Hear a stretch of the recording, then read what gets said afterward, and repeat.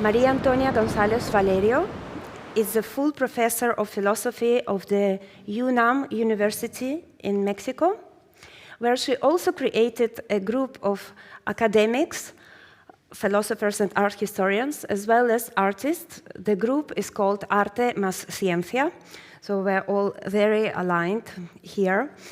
Arte and Ciencia, they do interdisciplinary gatherings, producing graduate education, artistic artworks and practices, and they also do exhibitions. María Antonia is the proponent of a philosophy of nature within an ontology aesthetics. I hope I said it right. She has presented her philosophy and university worldwide, everywhere. And she is an art curator as well, and also a member of artistic collective called Bio Ex Machina. We are now waiting for the microphone. So if someone wants to have a comment or a question to some of the participants or to organizers. Just repeat the full name. María Antonia González Valerio. We are very lucky that she is in Europe, otherwise it would not have been possible for us to invite a speaker from Mexico. But María Antonia is having her sabbatical in Madrid. A very nice episode unites us, Robertina, María Antonia, and me. Robertina and me were cat-sitting Carmelo, who is the cat of María Antonia. We were cat-sitting him in Mexico this December, and I must say that this cat is also a philosopher and also a great artist. He cannot eat normally. You have to throw him food, so he has to run and eat. Okay, thank you, María Antonia. Thank you, Tatiana, for that lovely presentation about my cat. No, and thank you for the invitation to being here. I'm thrilled to be part of the event. And I'd love to have an input for every presentation that has been given until now, but of course that's not the case. I cannot think that fast. I don't have a presentation. I don't have images.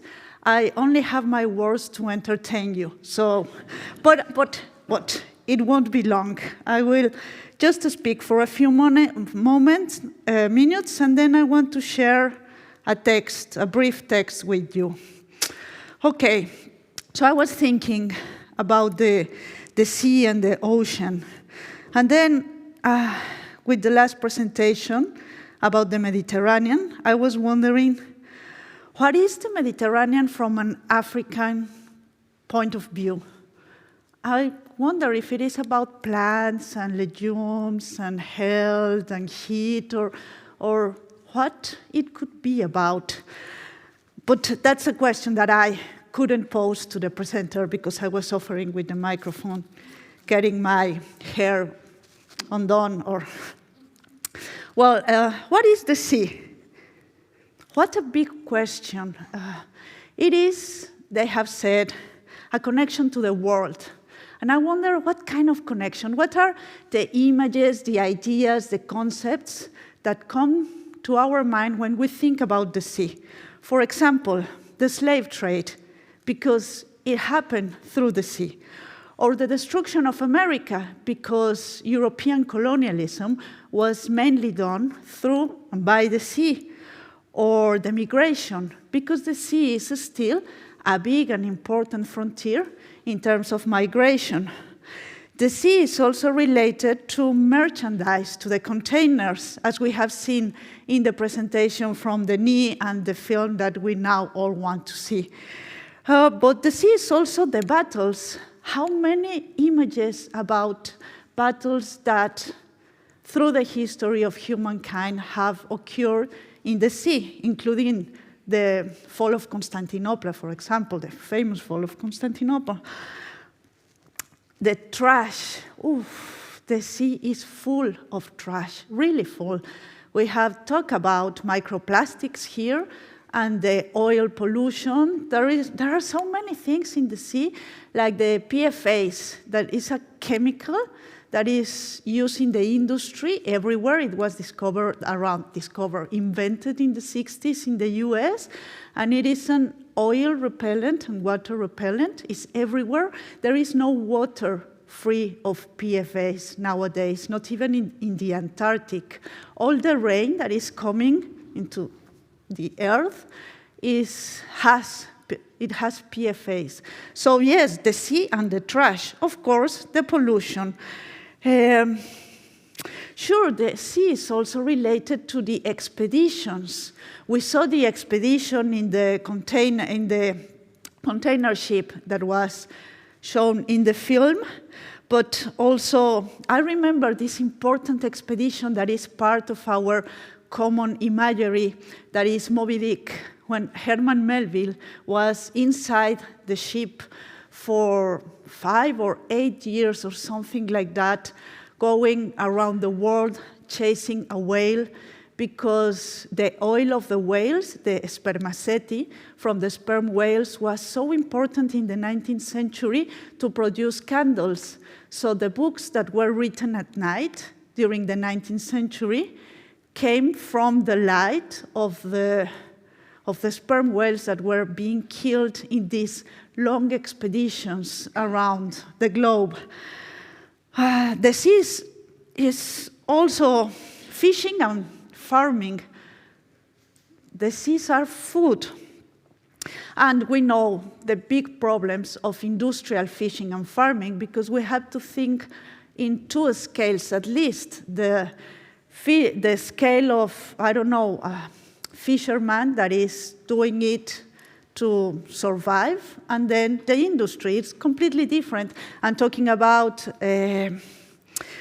fishing, we know that the nets, the plastic of the nets for the fishing of the big ships is the main producer of plastics in the ocean. It's not about the plastic that you use every day if you take water in a plastic bottle. That's not the problem. The problem are the nets. And we know this, although the industry wants to tell you that we are the responsible for using plastics on our everyday life. And well, the farming is another issue, and the pellets that the fish eat. You know the story. And there are, of course, some images that are nicer, like the sea as a landscape. And then I think about Caspar David Friedrich and this marvelous painting of the monk by the sea. But that is not the kind of sea that we are here to talk about, this contemplation of the sea. I want to ask some question, because as a philosopher in the room, I think that my task is to ask the questions, just to pose them. I don't have any solutions, I don't have any answers.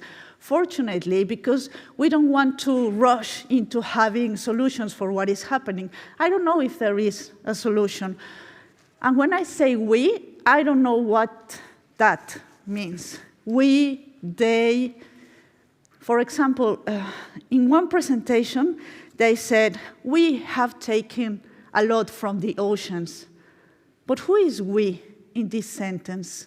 When we say Anthropocene, for example, who is the human that is accountable for what is happening nowadays? And then when we think about science and technology and blue economy and sustainability, I wonder why would we, but I insist, who is this we? Why would we believe in capitalism or in science or in technology? And I say, I will always pose the question, why would we believe in capitalism? Why? Okay, then some things that really blow my mind. To think of the ocean as an asset and with a value. And I insist, why would we believe in capitalism? Like thinking about this what was the number? 25 trillion US dollar. What is that? Like yesterday, the Starship from SpaceX exploded over Texas. And they say that the ship was worth 3 billion US dollars. It exploded. The plan was that it was, after 90 minutes, waste in the ocean, more or less around Hawaii. But it could only flew for 4 minutes, and then it's all over Texas now. Well, not all Texas. Texas is quite big. So I don't know, just general questions, but empowering the oceans? What is this idea, empowering the oceans? What kind of idea of agency there, of vulnerability? Well, what? I don't know. It's really, well.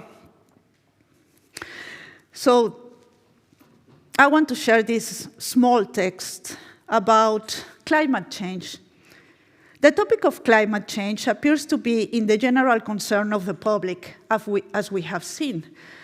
But what kind of public can have climate change as a general concern? I insist in the question of the we. We can witness international movements and activism guided even by teenagers and children that are frightened of what is happening to this planet. Eco-anxiety, they have come to label this. They wonder how and why we insist on doing nothing about the ongoing contamination and destruction of it. Although it appears that we are doing a lot, so many projects. But, you know, if we focus on every single thing, we will find a hell in there. Like, we could talk about the zipper, or the jacket, or the textile industry, or the fishing industry, or the farm industry, or the, you name it, whatever. If we focus on the chair, or the energy that is needed to project that, or the lights, or whatever thing we can possibly think about is gonna uncover a complete hell. So I will insist on the question, why would we believe in capitalism? It's about this QR and trying to think where those things comes from, like this jacket that is made of plastic and textiles. And if I knew where it comes from, would things be different? Would it? Why do we need so many things? Why do we need clean energy? Why do we need to move that much around the world? They wonder how and why we insist on doing nothing about the ongoing contamination and destruction of it. It is as if they were facing a probable end of the world. It's not probable. We know that it's going to happen. Like, it's been in the air, the discourse about the end of the world, for the past 50 years, 60 years, something like that. But the end of the world for who and what world? This is not going to be the first end of the world that we are going to face. How many ends of the world for how many cultures? How many ways of living have been destroyed in the past 6 centuries, 7 centuries? The anger and fear is in their eyes. They demand a global change, a political, economic, and ecological one. There is no planet B. We need to save this one. This discourse is heard everywhere. We are internationally aware of the effects of our actions on the world. We are also well on our way to annihilate life as we know it, or at least life that is important for human beings. Regardless of the uncountable images that are widely spread in the social networks and in mass media, we are still doing the same to this planet. These images conspicuously show the destruction of Earth. But some people could argue, no, we are not doing the same, because with awareness, our praxis has changed, and now we do care. Yes, that's right, we do care. The demand has been made out loud. Do something, anything, build communities, act as artists, citizens, scientists, academics, act as humans, as animals, as inhabitants of Earth, but just do something. Frenzy, the fear, the demand, the certainty, frenzy. Let's stop and think. What are the conditions of possibility for this discourse? What is it claiming and demanding? Where do it come from? A lot has been said about modern ontologies and the way in which they think the subject as something separated from the object, where this last one is external and ends up being a representation from the first. Instead of realism, we face the conditions of possibility of thinking ideas. Not a question about the world, but a question about how we can think the world. A lot has also been said about the metaphysics of violence, where the world appears as something to be controlled and exploited by humans, which are the most important animal and living being in this planet. The subject, as a philosophical category, is an agent of action that thinks of herself and produces the world accordingly. Although the world is not there, it is an image. The subject is alienated from the place or the space where it can exist, but it has a tremendous power of action. The world is a result of this action. Subject and thinking and action. We have tried to understand what an entity is and what are the conditions from where that entity could be thought from. Reason and thought have been what determines the entity and the conditions. Every entity is determined by certain categories. Matter is indeterminate, since determination comes from form. The house, the chair, the plant. The questions about world and nature have been always thought about. These questions have been thought from form. The form informs matter and brings it into being. Matter has been transformed through form and thinking. From Aristotle to Kant, we don't ask about matter, but about what orders it. Matter has no agency. The order comes from something different to it. The subject has been embodied in life. For example, in the 19th century Romanticism, nature is interpreted as force, as formative force. Where does the order come from? The order comes from nature, which has agency for informing the matter. Nature as subject, as subjectivity, as art. How can we bring matter and its agency into question? What is matter? This question is not posed in a physical way. We don't attempt to answer it with atoms and molecules. There is a new materialism in philosophy today that claims to be concerned not on the possibilities of thinking, but in things. What is a thing? What is world? What is nature? What is water? The claim and the demand, beyond the subject, beyond humans. To think about the other, with the other, by the other. To let animals and other living entities be part of the space of representation. But how to do so? How to give voice to the other? How to listen to the waters? The space of representation is all too human and is understood from within language. Language represents the other. I see a portrait of an animal. What is an animal when depicted? It matters who we think with. How can we think with the whale? To build a space of representation where the other can be heard, where its claims can be heard and negotiated, to cohabitate in a negotiated space. This is a polis, a space where we can be good and behave and dialogue. It is false to attempt to think a polis with other entities beyond the human ones. How can the non-human entities have a place? What are they? Is there a who, for example, for the ocean? How can they be heard? Is there any kind of interlocution for the stone, for the air, for the water? We cannot cohabitate with every living being. We cannot cohabitate with wolves. What kind of negotiated space can there be? Who negotiates on behalf of whom? What are animals doing inside the cities, for example, and plants, and air? What is a space? Place, geography, landscape, environment, medium, climate? What is the place of water inside cities? A port? A commodity?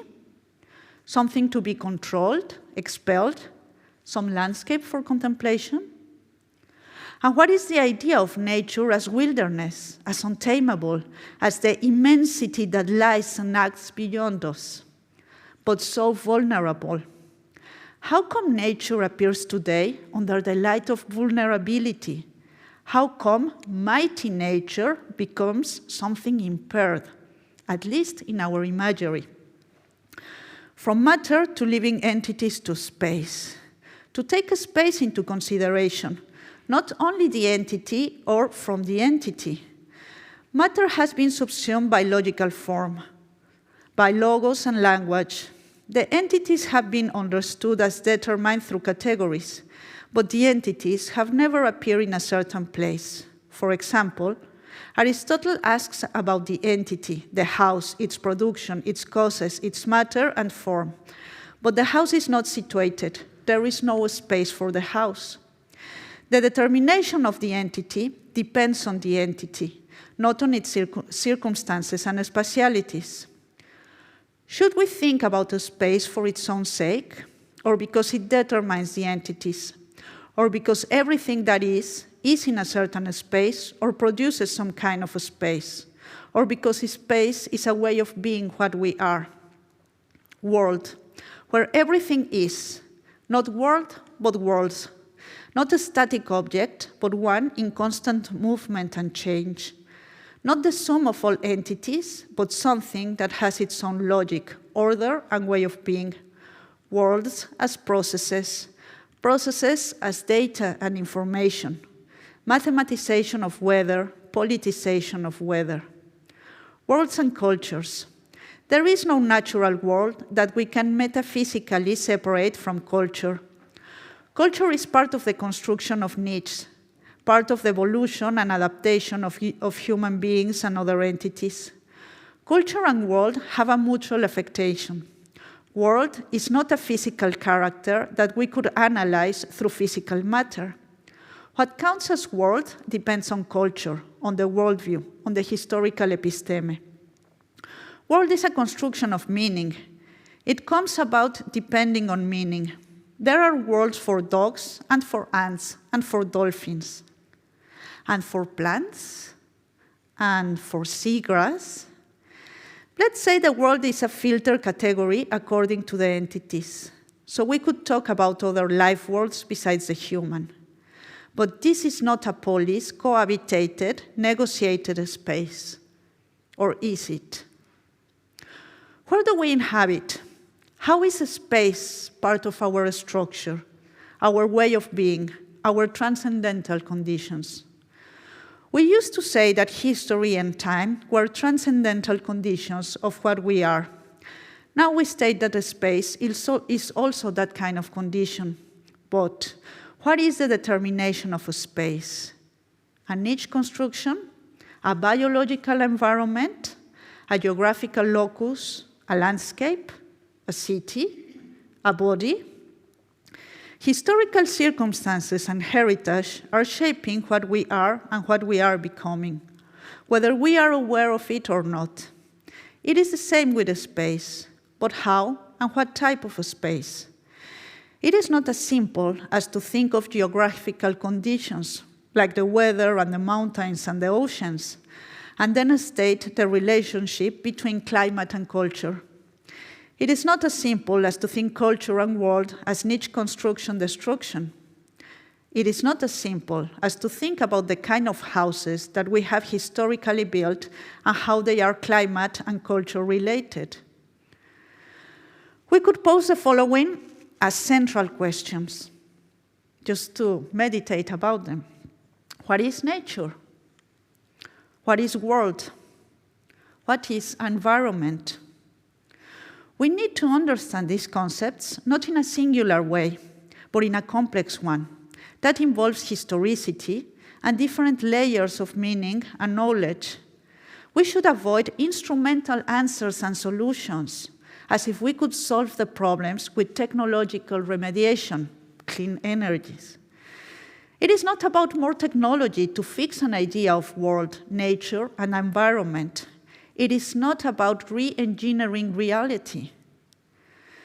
We should also think about nature, world, and environment within the cities. There is no point for a contemporary reflection to just talk about the desert and the jungle and the open ocean. Our reality and environment is most of the time inside the cities. It is not only our own reality and environment, but also of so many other living creatures that have adapted to it, or that we have selected and domesticated for it. This idea of commodities and transportation of commodities is also related to the city as an ontological device that determines the ways of being of almost everything that we relate nowadays. And the city as a space is also determinant for food production and intensive agriculture and stock breeding. It is determinant for air and water as well. Finally, materiality, or the drive to go back to the things themselves, to think with and for the non-human entities and for nature and world, is a sheer call for a post-anthropocentric point of view and for a displacement of the human subject. This cannot mean an ontology beyond subjectivity. The attempt to know and understand the position, the effect of the other as other, is a question of fiction, of literature, of art, as we have seen with the sound worlds. Through art, it is possible to state what the ant feels and what the third person thinks and how the flower blossoms. Art narrates the story of the others, not only the human ones. This is what art has always done. But the idea of the other, of nature, world, environment, has changed historically. Drawing a landscape or building an immersive installation, depicting a dog or breastfeeding a dog. What art for what nature? What ontology for what nature? What subjectivity for what nature? What is water? Something as obvious and needed as water, something so constant as the sky, something that is an ineluctable part of what life is. Water and air. Therefore, life. Considered as one of the four elements since Aristotle, or as a divine force since the beginning of times, water apparently is always there. But where is it?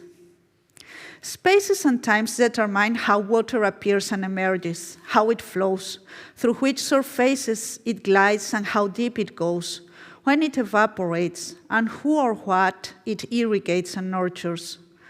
Water is often trapped in human entanglements, becoming a commodity, an object of capitalism, a necessity for industries, a valuable and desirable natural resource.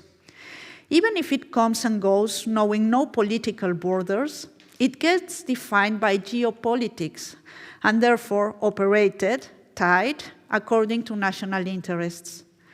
By being entangled in human stories, water becomes different. By being affected by human activities, water becomes altered. There is no simple water. It does not respond merely to a chemical formula, since what water is, or whatever it may be or become, is part of the human condition, and then it is conditioned by humans. Even if we would like it to be independent of how we inhabit this planet, still. Water bodies, fountains, springs, rivers, seas, rain, glaciers, changing constantly, inevitably. What is the order of that change? What is its law? What transforms water bodies? What causes, forces, elements, atrocities, and absurdities could we invent, explain, relating to the changes that water bodies go by? And what changes with, within, by, in, through water bodies? Water has temporalities that go through spatialities, ancient time of water, within former territories, memories held by narratives, by images that tell the stories of what was there before, of how water was in a certain circumstance. How appears the circumstance of water? What is enveloped or traversed within that circumstance? What living entities, ecosystems, industries, chemicals, families, diseases, waste, and imageries come to be by the circumstance of water? And how does that matter? For whom? It matters whom we listen to. It matters how we abide within the limits of water. And yet, what is water? That is the text that I wanted to share with you, just to propel some thinking and some general questions about what we are discussing today. Thank you for listening.